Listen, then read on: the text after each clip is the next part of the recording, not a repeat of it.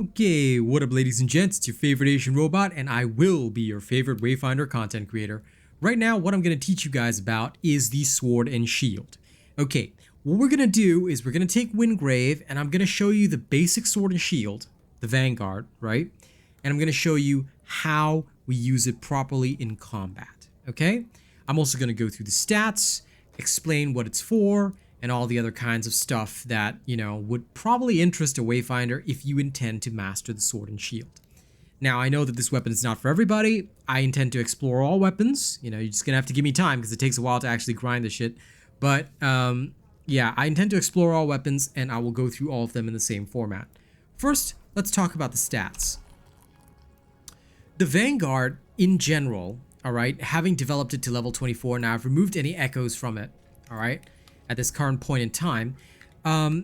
In terms of its stats, the Vanguard gives you some maximum health, but has a balanced weapon power and ability power. It gives you the most physical defense, which you can actually see right here. There. Let me put up the stats that way for you, so now you can see it in better detail. The Vanguard gives you the even weapon power and ability power, the most physical defense, decent crit rating on par with your weapon power and ability power, and some resilience as well, which is really crucial because resilience is what keeps you, able to attack through enemies' attacks. All right? But it doesn't really give that much maximum health, which tends to be quite necessary for this type of weapon. All right? Now, when it comes to the echo spots, it starts off with offense, then a rush, then a guard. All right? I don't know what the last slot is because I haven't advanced it that far, but in general, when it comes to what kind of echoes you would probably want to include here, my personal recommendation would be you would probably want to look for something with break power. Why? Because the sword and shield needs to be able to break quickly. All right, so if you sort by power, there's a variety that can give you break power along with weapon power, things like that, but I would try to choose break power as the primary stat instead of the secondary. Let's see if I have anything. If you get an ice blaster, that would give you a lot of break power, and having high break power is really good. Other than that, you might also want to bump up either resilience, magical defense, or overall hit points in the guard slot. All right, whatever you put in your rush slot, I leave that up to you, but in general, I would focus on strong break power if you already have enough weapon power from other stats, from other accessories and things like that. Okay, if you feel you don't have enough weapon power, stack that on as well. All right, but having a high level of break power is usually good. All right, when it comes to the mastery for the Guardian melee, right, I have pretty much decided that Bulwark is the basic mastery that you get. All right. Oh, how come I can't swap? Weird. Give me a second. Ah, there we are. So Bulwark is in general pretty good because if you master it to the 3rd level, blocking attacks with a shield will take 40% less stamina than it originally would have. All right. However, at mastery level 3, press the advantage is also pretty good. Getting an extra latent power pip whenever you guard break an enemy, although it has a 6-second cooldown, can help you use your weapon abilities faster and at a higher level. So it depends on how often you use your block feature. Ground encounter is okay, but say you're playing Wingrave, which is the most likely person to use the sword and shield, you already have a lot of ways of recovering resilience. All right, so that's it for the basics of the sword and shield. Now let's go into actual combat. Now, since I'm really desperate for trickster coins, I will head into the Undercroft, and I will show you guys combat with the sword and shield. There we go. Alright, I've inserted no echoes in this so that you guys are just getting the base sword and shield. Of course, my accessories and all that up my power way above what the Undercroft standard is, but, this is a demonstration anyway. I'm not here to show you me doing a challenge run. I'm here to demonstrate how to use the sword and shield. So, this is the demonstration. Now, while we wait for this thing to load, alright? Now, I could cut this out in the video, but you know what? Saves me editing time, and also, it's just easier for me to talk to you guys. While we wait for this to load, basically what I want to highlight is that the sword and shield, you need to understand that they have 2 different patterns, and both of them are used distinctly. Okay, unlike other weapons which have some interchangeability. Alright. What you need to be very familiar with, now I did this in the basic weapon tutorial, but the sword attacks, which are done using your normal attack button, okay, are for dealing health damage. The shield attacks, done using your alternate attack button, are for... what is it for? It is for breaking guards, okay? So you gotta understand these first. Okay, let's say a monster has resilience. I'll break their guard first with a shield, and remember that only the shield slam can store up the latent power pip, okay? Ah, yes, tricksters. Let's pray for coins. But first, I'll usually start off combat, if I really want to melee, by breaking guard, okay? Then I will start by using my sword attacks to really lay in the damage, okay? So this is what I do in general with the sword and the shield. This is the standard pattern for the sword and shield. Break their guard first by using your shield, then go ham once their guard is destroyed by using the sword. Now let's pray for a trickster coin, okay? Pray for me, pray for me. Trickster coin! Sick. Okay, we'll move on now. Let's go get into some more trouble. Now, which way out? This way. I mean, there's stuff that I could collect, but you know what? I'm here for a combat demonstration. But trickster coins, I'll never give up the opportunity to get. Okay. Whee!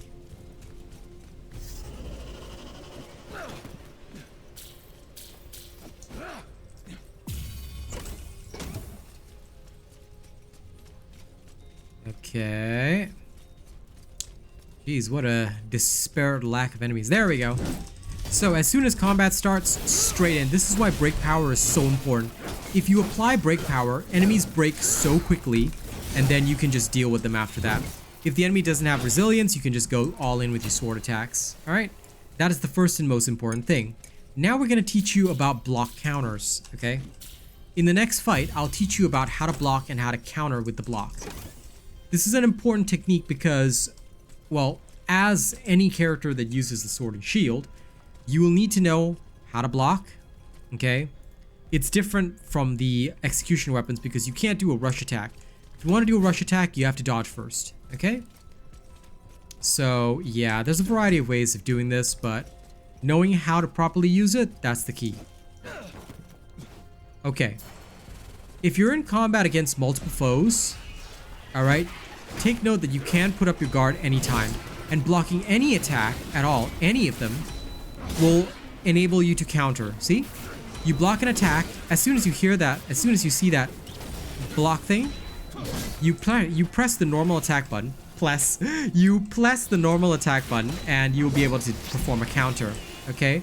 You do technically have iframes during the counter, but they are very minimal, so honestly, you'll still take damage. So be very careful with that, okay? Don't go too ham, alright? In normal combat, when I'm not demonstrating, what I'll normally do is if I see something about to attack me, that's when I will use the block counter if it's really necessary. Alright, the weapon ability of the shield, which I haven't used up until this point, is mostly designed for breaking guard. Okay? You can use it to immediately shatter an enemy's guard, and this is usually done with maximum latent power pips, right? It's used to shatter an enemy's guard so that you can really lay into them. Also, take note that the slam attack, if you do it in some areas, is bugged. Like you just saw right there, it may not actually trigger, so just be careful of that. But once you have broken somebody's guard, quick swings with the sword will just deal with them, and that's basically how to use the sword and shield. The sword and shield is not a complex weapon, it is in fact pretty fantastic. Like I said, it offers you very balanced offense and defense, so use it as such, alright? If the enemies have no resilience, sword attacks all the way. If they do have resilience, as we've demonstrated, look, like so, I can break their guard with my shield, and then I lay into them with abilities. If they try to come in too close, I can either dodge roll or, you know, block. But if you dodge roll, you will attack with the stab. If you block, you will attack with a block counter. Alright? Just be aware that you cannot block counter with no stamina. Alright? That's the basics of how to use the sword and shield. Don't be afraid if you need to store up latent power, don't be afraid to use a shield slam. Because only your shield slams can store up the latent power meter. Alright? Your shield slams, your block counters, all that. Okay? Look, you can store up latent power by block countering as well. We'll just wait for them to attack. See? You get your latent power pip right there. So that's about it. If you master these principles, these basic principles, the sword and the shield can be one of your best weapons to use, actually. Because they are really good at holding off a single target enemy. Alright, they're really good at holding the line. That's what I find them useful for. Is this a deceiver? Oh, it's not. Sad. I was hoping it was, but that's okay, I guess.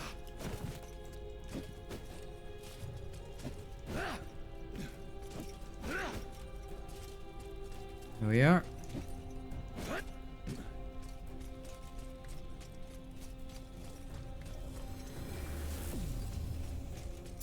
Ooh, I hear... Yep.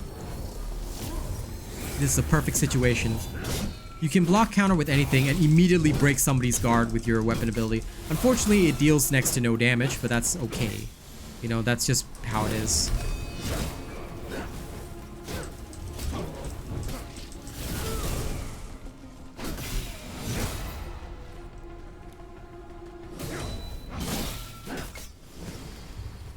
Now, I didn't have to sit there and wait for the counter, but I felt like it. I just really wanted to store up the additional latent power pip. Now, mid-combat, one trick is that if I have to store something up, I will still use the latent power meter. Because it's pretty okay to do that.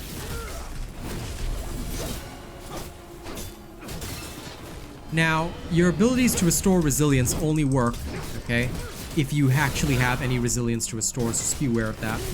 If you don't actually have any resilience to restore, they will not work.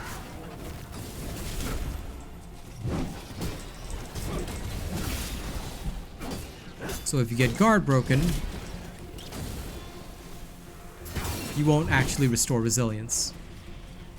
Alright, as you can see, your shield bash, or your weapon ability for this Vanguard, right? It can break guards super easily, but it doesn't deal much damage. That's the only thing you have to understand about it. Alright, and while you can block any attack, you saw my stamina hit 0 right there, right? I wasn't able to capitalize and counter on after the block, so just be aware that this is a thing.